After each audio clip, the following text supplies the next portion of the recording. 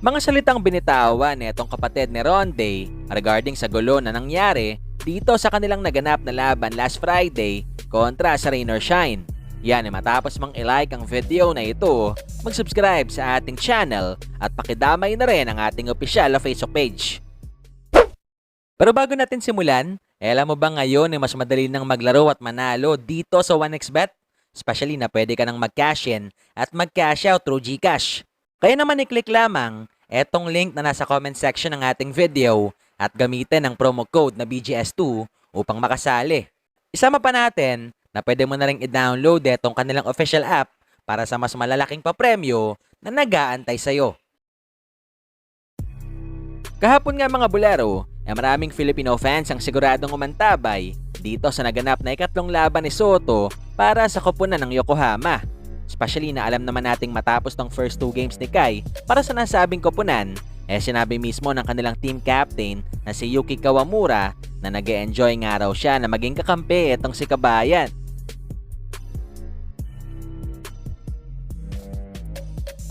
Kaya naman kahapon, dito sa kanilang laban kontra Toyama, di na nakapagtataka matapos ilang beses na bigyan ng magagandang pasa ni Yuki si Kai na tinapos lang naman ang ball game na may 25 points at 20 assists. Samantalang 9 na puntos, 5 rebounds at 2 blocks naman para kay Soto. Samantala sa kabilang banda, 2 araw matapos tong controversial game ng TNT at Ross, hanggang ngayon laman pa rin ang usap-usapan etong naging alitan sa pagitan ni Yeng at ni Ronde. It's not just behind our bench. We had staff behind our bench. Those were our staff there. So, I mean, that's a dangerous thing to pull. And hindi ko alam kung anong nangyari sa kanya. Tinopak yung ga. Hindi ko alam kung anong yung ginagawa. I didn't go to their bench. I was talking to the ref.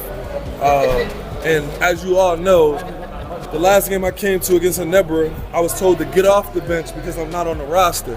Therefore, I am a fan. Therefore, as a fan, I can move about where I want.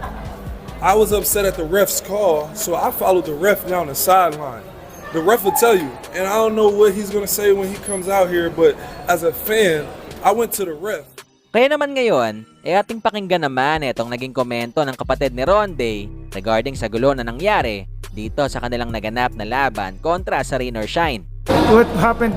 What you can say about what happened when he was supposedly or allegedly going to the bench of Rain or Shine? I didn't know what happened. I was still focused on the game. I just happened to turn and see him over there. You said that I talked to him after that?